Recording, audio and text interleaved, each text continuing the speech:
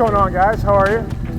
So the reason that I'm here at the Revolution headquarters in Singapore, outside of my friend's Landy's, riding my Triumph, wearing my wax cotton jacket, which incidentally is incredibly warm here in this weather, and with this watch is because we have created kind of a tribute to Steve McQueen. In 1964, Steve McQueen showed up at the ISDT. Those are kind of the motorcycle six-day trials, which were, I guess, the Super Bowl of that genre of sport back in the day. He showed up with the Eakin boys, Bud Eakin and his brother. They were the California boys, and they were the cool dudes, right? He showed up with three things. He showed up with his Triumph TR6C, which he specially prepared in England, his wax cotton jacket, and he showed up with his Hanhart 417 ES, which was his standby watch, right? So the 417 ES is a really interesting watch. Hanhart is a company that was set up in the Black Forest. In 1939, they made their first chronograph.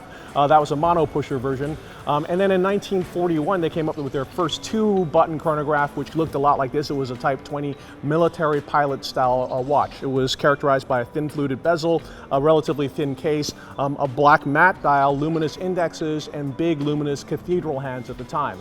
Shortly after that, it stopped production. Then from 56 to 58, it resumed production. They made only 1,000 watches in that series. They made 500 in stainless steel, and then they made 500 in a really interesting configuration, which was brass coated in chrome. So no one knows the story to how Steve McQueen ended up with one of those watches on his wrist, but what we do know is that he wore it all the time. He wore it especially when he was motorcycling, and it has become something of an icon.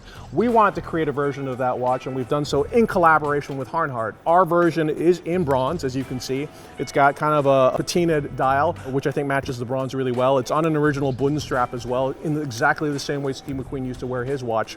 Why we chose bronze was interesting. If you look at the vintage watches, and if you look at the brass case watches that were chromed, over the years the chrome has come off, and what you have is this beautiful warm color underneath. And actually we felt that the bronze really replicated that in a wonderful way. It gives you that same warmth of a vintage watch with all the practicality of a modern watch. It's got exactly the same dimensions as the original watch that Steve McQueen used to wear. It's got a manual wind movement, thin fluted bezel. Instead of acrylic, it's got a dome sapphire. It has the luminous indexes, and it's got the pencil hands, which come from the series from 56 to 58. You know, this watch is something that we've been working on for 2 years. We love it. We love the fact that also we wanted to offer it to you at an accessible price as well. So this watch is retailing for $1,900 US. It's really important for us at Revolution that great watches don't have to be crazily expensive watches. So we think this is a kind of a shining example of that. So that's it, man. I hope you like it.